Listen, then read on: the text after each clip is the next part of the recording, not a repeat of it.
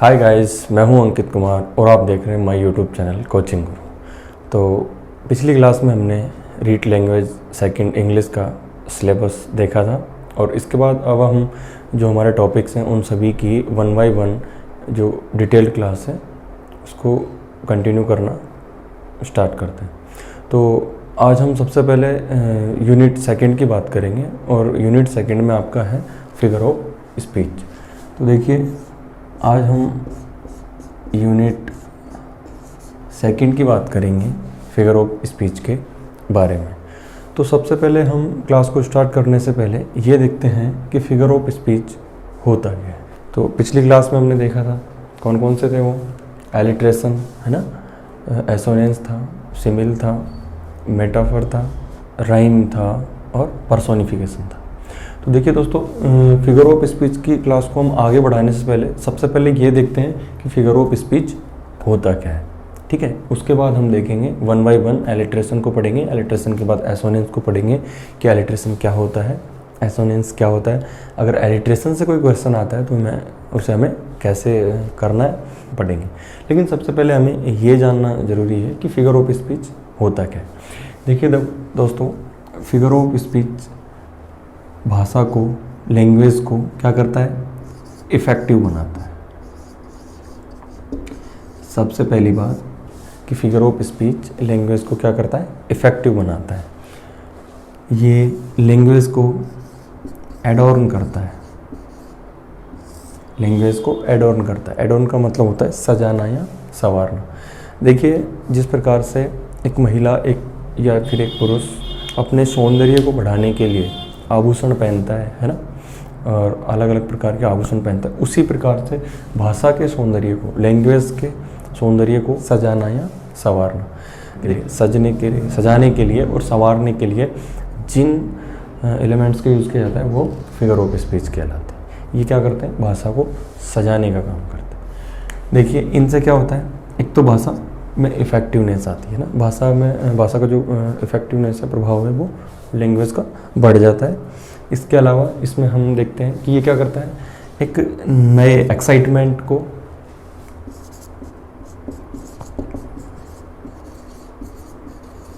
Excitement हो गया है ना, इमेजिनेशन,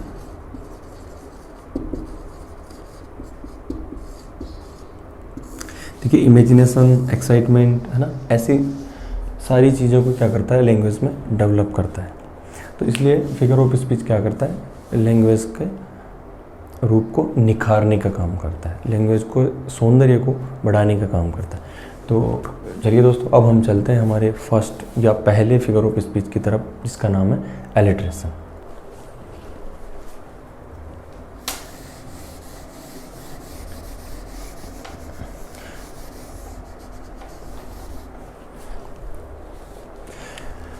देखिए दोस्तों, अब हम सबसे पहले बात करने वाले हैं एलिट्रेशन के बारे में। तो मैंने यहाँ नंबर 1 पे लगा दिया है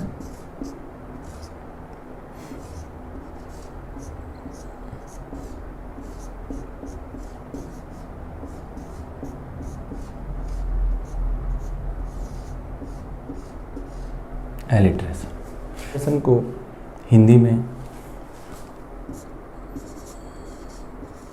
अनुप्रास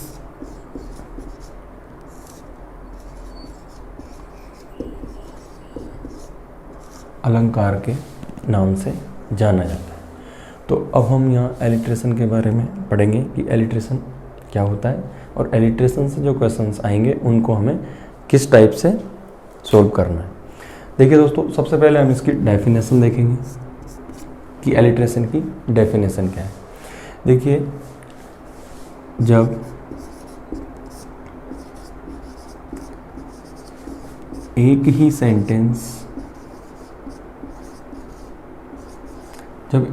सेंटेंस में सेम कॉन्सोनेंट साउंड का, जब एक ही सेंटेंस में सेम कॉन्सोनेंट साउंड्स का वर्ड्स के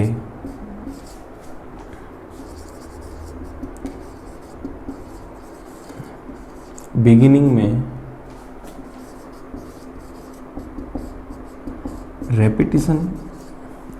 रेपिटेशन होता है,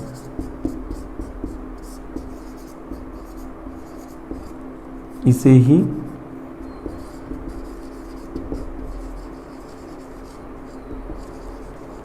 एलिट्रेशन कहा जाता है।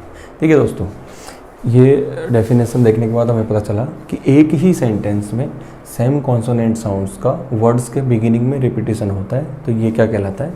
एलिट्रेशन कहलाता है। तो देखिए, इसे हम एक एग्जांपल के द्वारा समझते हैं। जैसे मैं कहूँ, देखिए जैसे मैं कहूँ high, how he held his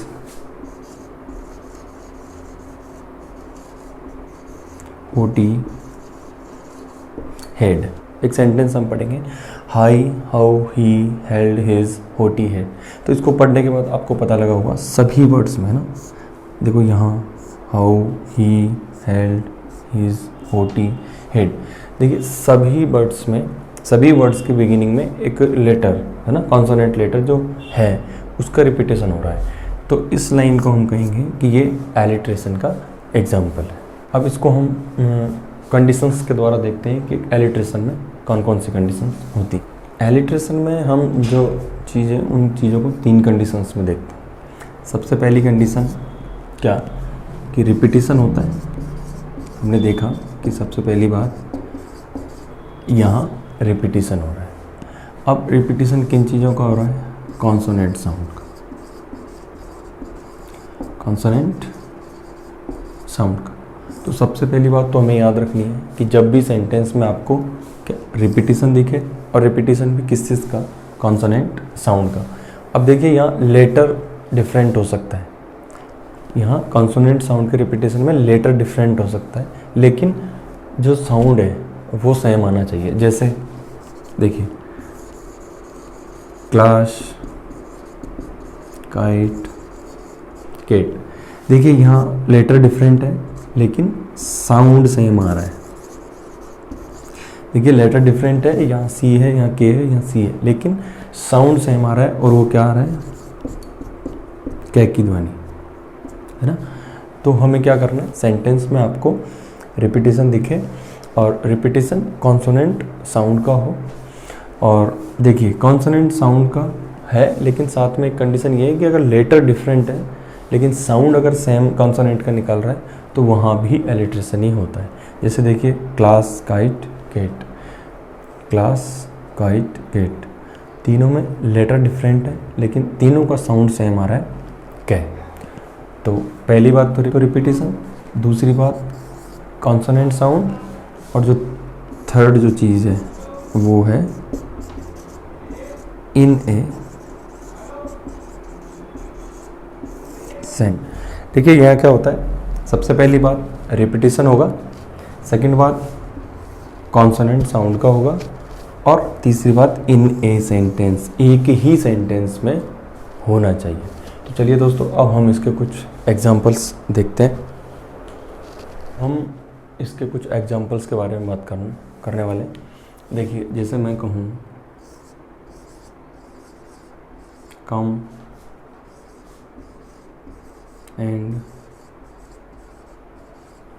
and clean your closet. देखिए यहाँ कै जो कॉन्सोनेंट साउंड है उसका रिपीटेशन हो रहा है ना। कम, क्लीन एंड क्लोजेट, और कहाँ हो रहा है? वर्ड के बिगिनिंग में हो रहा है।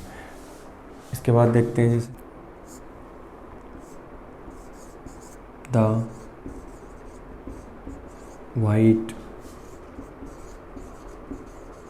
Form flu. देखिए यहाँ फॉर्म फ्लू में फैक जो ध्वनि है, कॉन्सोनेंट साउंड है फै का, उसका यहाँ रिपीटेशन हो रहा है। इसके अलावा हम और भी एग्जांपल्स देखते हैं। जैसे द फेयर ब्रीज ब्लू। देखिए यहाँ बै जो कॉन्सोनेंट साउंड है यहाँ कै का हो रहा था, कै की ध्वनि का हो रहा था, यहाँ फै जो कॉन्सोनेंट है उसका हो रहा था, और यहाँ हमने देखा बै कॉन्सोनेंट का हो रहा था। इसके बाद एक एग्जाम्पल लेते हैं, जैसे सी सेल्स, सी सेल, वाई सी शोर। देखिए यहाँ से का जो कॉन्सोनेंट साउंड है उसका रिपीटिशन हो रहा है, और सभी वर्ड्स के बिगिनिंग में ये रिपीटिशन हो रहा है। तो दोस्तों अगर एग्ज़ाम में आपसे किसी भी लाइन को उठा के से दे दिया जाएगा और आपसे पूछा जाएगा इट कंटेंट्स, है ना, कि ये लाइन किस फिगर ऑफ स्पीच को शो करती है, तो जैसे ही आप देखेंगे आपको यहाँ कॉन्सोनेंट साउंड का रिपीटिशन दिखेगा, और रिपीटिशन वर्ड के शुरुआत में बिगिनिंग में होगा, तो आप इसे एलिट्रेशन कहेंगे। अब देखिए इसमें एक टर्म और आता है जिसे हम कॉन्सोनेंस कहते हैं। थोड़ा सा हम कॉन्सोनेंस के बारे में समझते हैं कि कॉन्सोनेंस क्या है।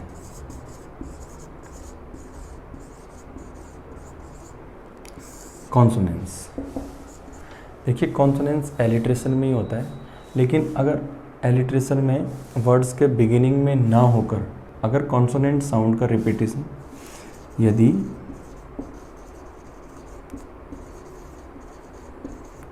यदि कॉन्सोनेंट साउंड का रिपीटिशन वर्ड के बिगिनिंग में ना होकर के अगर बिटवीन द वर्ड्स होता है, अगर शब्दों के बीच में होता है, तो इसे क्या कहा जाता है, इसे ही कॉन्सोनेंस कहा जाता है। अगर मान लीजिए ऑप्शन में आपको कॉन्सोनेंस दे रखा है तो आप कॉन्सोनेंस टिक करेंगे, और अगर ऑप्शन में कॉन्सोनेंस नहीं दे रखा है तो आप एलिट्रेशन को ही टिक करेंगे। तो ये हमारा एलिट्रेशन था। अब इसके बाद हम एसोनेंस को पढ़ेंगे, और फिर एसोनेंस पढ़ने के बाद हम एलिट्रेशन और एसोनेंस दोनों में कंपैरिजन करेंगे कि दोनों में क्या क्या डिफरेंसेस हैं। तो चलिए अब हम आगे चलते हैं और हम हमारा second number figure of speech assonance को पढ़ते हैं, और इसका नाम है एसोनेंस। देखिए एसोनेंस को हिंदी में स्वर साम्य बोला जाता है।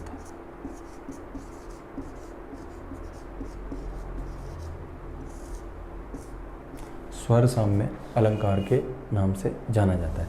तो सबसे पहले हम इसकी डेफिनेशन देखते हैं। जब एक सेंटेंस में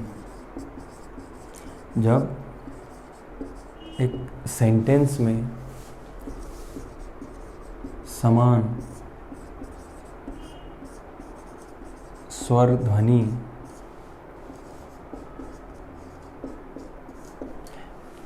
जब एक सेंटेंस में समान स्वर ध्वनि शब्दों के शुरुआत में या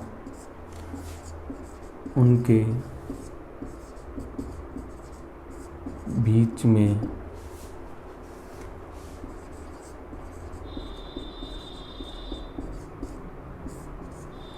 कि जब एक सेंटेंस में समान स्वर ध्वनि शब्दों के शुरुआत में या उनके बीच में पुनरावृत्ति होती है, कि जब एक सेंटेंस में समान स्वर ध्वनि शब्दों के शुरुआत में या उनके बीच में पुनरावृत्ति होती है, तो इसे ही एसोनेंस कहा जाता है। जैसे गो, स्लो, ओवर द रोड। देखिए यहाँ ओ, गो, स्लो, ओवर द रोड, यहाँ औ ध्वनि की रिपीटेशन हो रही है, और ये कहाँ हो रही है, वर्ड्स के अंदर हो रही है, वर्ड्स के बीच में हो रही है। तो इसकी कुछ कंडीशंस हैं जो हम देखते हैं। यहाँ भी क्या होगा, सबसे पहली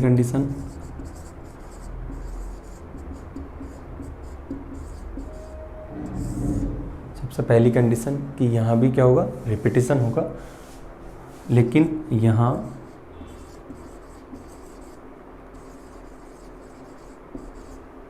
वोवेल साउंड का होगा। कि पहली बात तो क्या कि रिपीटिशन होगा, है ना, और सेकंड कि रिपीटिशन किन का होगा, वोवेल साउंड्स का होगा। और थर्ड जो कंडीशन हमारी आती है वो ये होती है कि या तो ये वर्ड्स के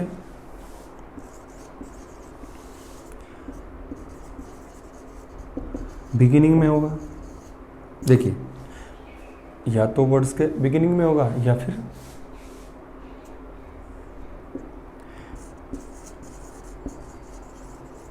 between the words.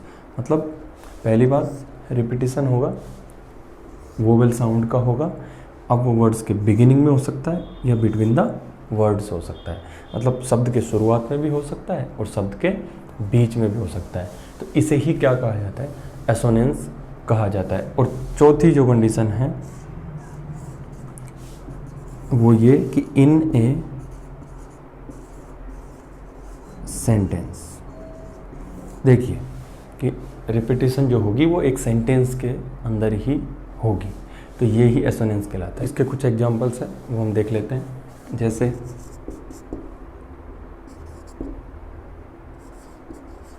N Asia and N अफ्रीक। देखिए यहाँ एशिया, अफ्रीक एंड एन, यहाँ ए का जो वोवेल साउंड है उसका रिपीटिशन हो रहा है। इसके बाद हम और देखते हैं, जैसे बी सी मी, देखिए ई है ना, तो यहाँ वोवेल साउंड। के बाद एक और देखते हैं, how now brown, how now brown. देखिए यहाँ भी क्या हो रहा है, एसोनेंस यानी वोवेल साउंड का ही रिपीटिशन हो रहा है। और कहाँ हो रहा है, वर्ड्स के बीच में हो रहा है, वर्ड्स के बिटवीन में हो रहा है, बिटवीन द वर्ड्स हो रहा है। तो ये तो था हमारा एलिट्रेशन और एसोनेंस।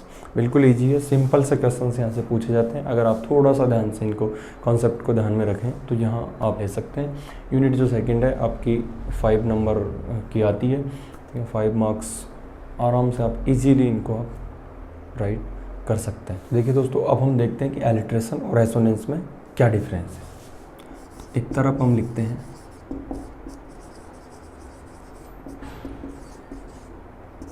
एलिट्रेशन, एक साइड लिख दिया हमने एसोनेंस। देखिए दोनों में क्या होगा, रिपीटिशन।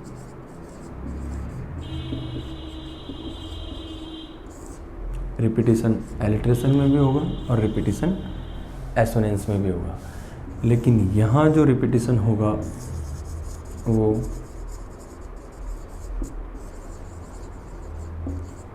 कॉन्सोनेंट साउंड्स का होगा और यहाँ जो रिपीटिशन होगा वो वोवेल साउंड का। देखिए दोस्तों, रिपीटिशन एलिट्रेशन में भी होता है और रिपीटिशन एसोनेंस में भी होता है, लेकिन एलिट्रेशन में जो रिपीटिशन होता है वो कॉन्सोनेंट साउंड्स का होता है और यहाँ जो एसोनेंस में होता है वो वोवेल साउंड्स का होता है। साउंड हो गया, वोवेल साउंड हो गया। देखिए एलिट्रेशन जो है वो वर्ड्स के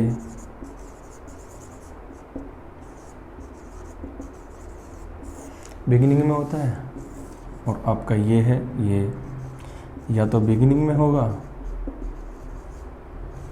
या फिर